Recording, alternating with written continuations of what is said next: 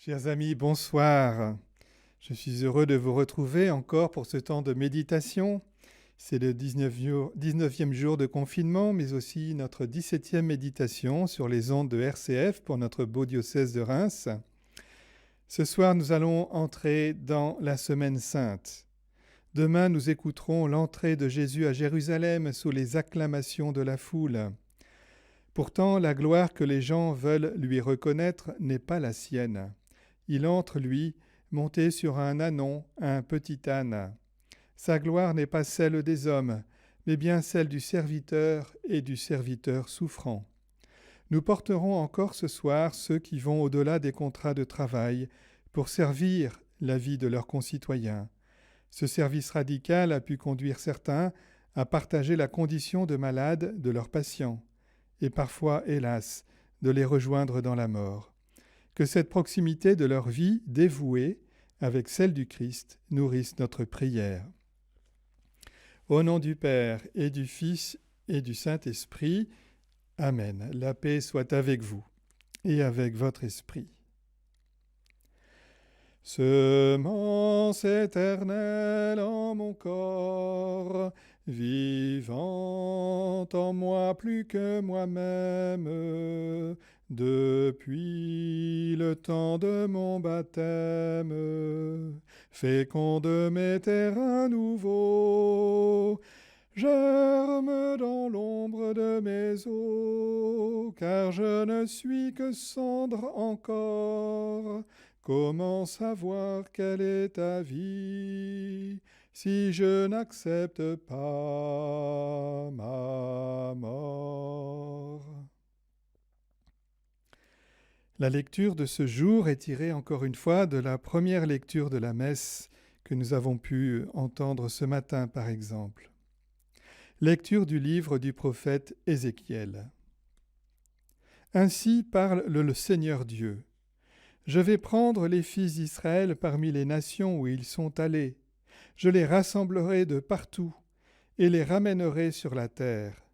J'en ferai une seule nation, dans les pays, sur les montagnes d'Israël. Ils n'auront tous qu'un seul roi. Ils ne formeront plus deux nations. Ils ne seront plus divisés en deux royaumes. Ils ne se rendront plus impurs avec leurs idoles immondes et leurs horreurs, avec toutes leurs révoltes. Je les sauverai en les retirant de tous les lieux où ils habitent et où ils ont péché. Je les purifierai. Alors ils seront mon peuple, et moi je serai leur Dieu. Mon serviteur David régnera sur eux. Ils n'auront tous qu'un seul berger. Ils marcheront selon mes ordonnances. Ils garderont mes décrets et les mettront en pratique.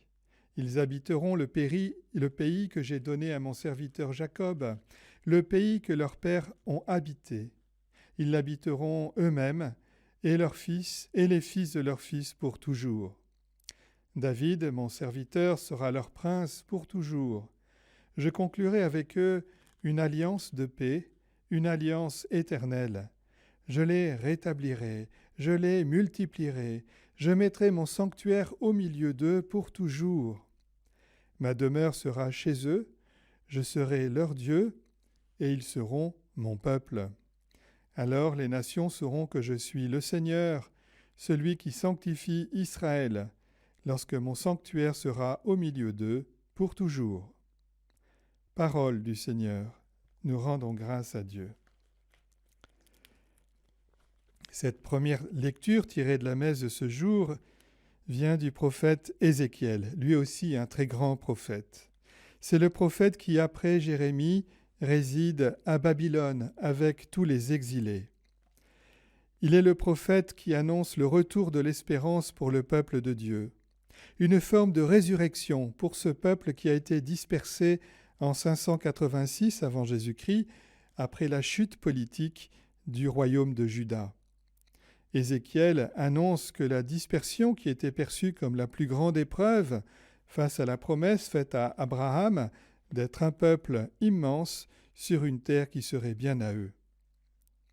Ce rassemblement des exilés sur une seule terre et sous la houlette d'un seul roi s'accompagne d'une conversion nécessaire, abandonner le culte des idoles. Ces objets qui sont vénérés pour eux-mêmes ou pour les pouvoirs et les protections qu'ils sont supposés nous obtenir. Ainsi, les dieux de la guerre, de la pluie ou de la fécondité. Mais il est des idoles plus modernes, comme l'argent, les stars du monde des spectacles, la drogue ou la sexualité dévoyée, comme la pornographie. Toute réalité auquel on consacre son temps et son argent, aux dépens de son devoir d'État et des solidarités nécessaires.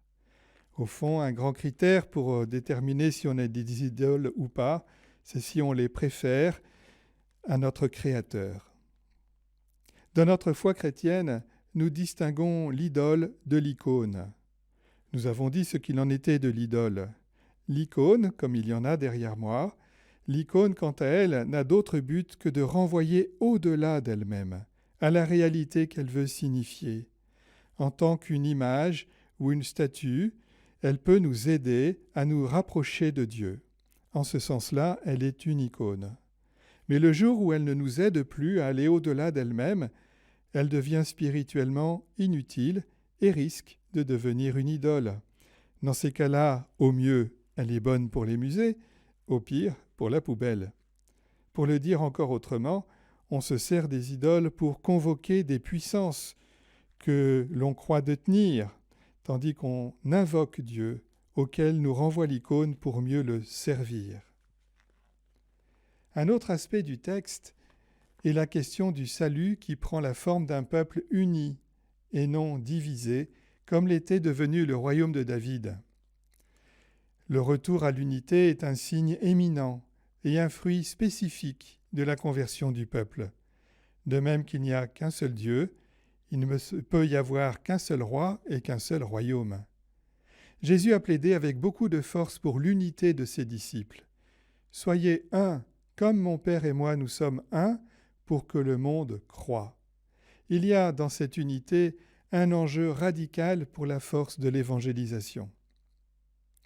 Je voudrais enfin méditer avec vous le fait que si le salut est offert à tout le peuple, il n'en demeure pas moins qu'il passe par la réponse de chaque membre du peuple.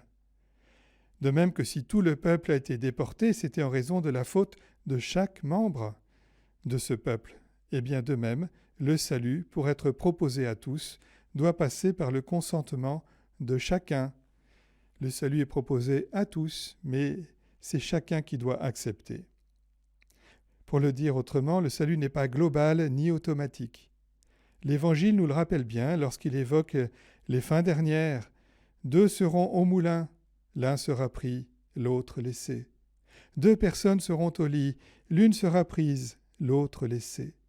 Les alliances familiales ou professionnelles cèdent le pas à la décision personnelle de chacun. Alors certes, bien sûr, dans la vie familiale, on peut s'encourager tout particulièrement à accueillir le salut de Dieu, spécialement en nous pardonnant les uns les autres, en apprenant à recevoir notre vie des autres et en la donnant à ceux avec lesquels nous vivons. C'est donc une certitude de foi. Chacun d'entre nous, si nous consentons à ce que Dieu demeure en nous, comme l'a dit Ézéchiel et comme l'affirmera plus tard Jésus, alors nous deviendrons le sanctuaire de Dieu, rien de moins. Pour cela, il nous faut simplement accepter de ne plus être le centre de notre propre vie, mais laisser toute la place au Seigneur. Ce que le Christ a fait de la manière la plus radicale lors de sa passion, essayons de l'accompagner tout au long de la semaine qui vient.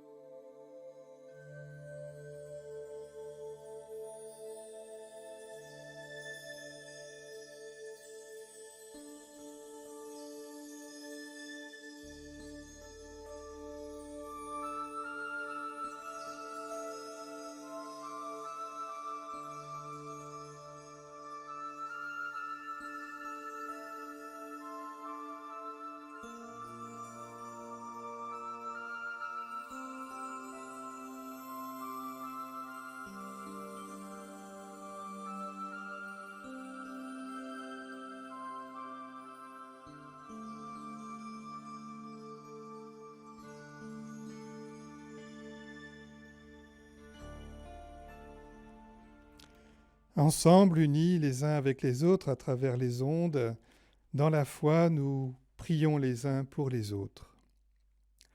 Jésus, le roi des siècles, entre à Jérusalem.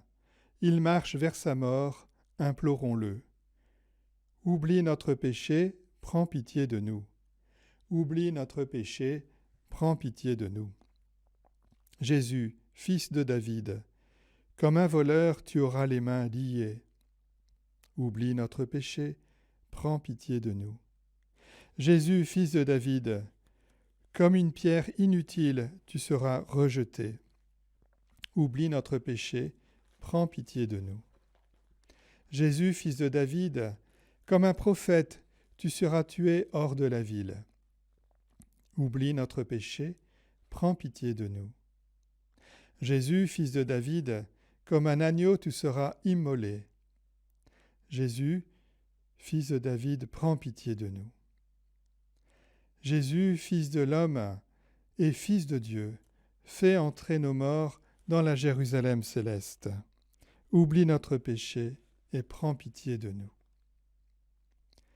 Et je vous invite maintenant à prier avec le magnifique cantique de saint Paul qu'il adresse aux Philippiens et qui retrace le mystère de notre foi. Le Christ Jésus, ayant la condition de Dieu, ne retint pas jalousement le rang qu'il égalait à Dieu, mais il s'est anéanti, prenant la condition de serviteur. Devenu semblable aux hommes, reconnu homme à son aspect, il s'est abaissé, devenant obéissant jusqu'à la mort, et la mort sur la croix. C'est pourquoi Dieu l'a exalté, il l'a doté du nom qui est au-dessus de tout nom, afin qu'au nom de Jésus, tout genou fléchisse, au ciel, sur terre et aux enfers, et que toute langue proclame « Jésus-Christ est Seigneur, à la gloire de Dieu le Père ».